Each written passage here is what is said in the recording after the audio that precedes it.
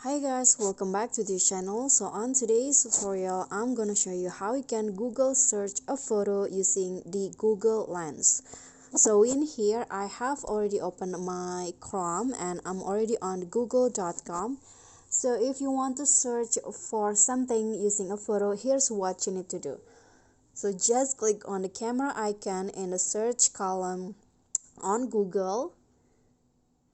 Then your camera will be open like this. You can open it, you can search a photo using the existing photo in your gallery. For example, just I'm going to use this photos right here, and then the result will be pop up like this.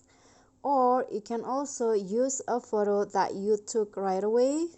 So here, just click on a search and then tap this shutter button to search the image. So I'm going to just search this like this, and then the visual matches will be appeared, and you can just click on one of the link that appear that you think fits your search the best.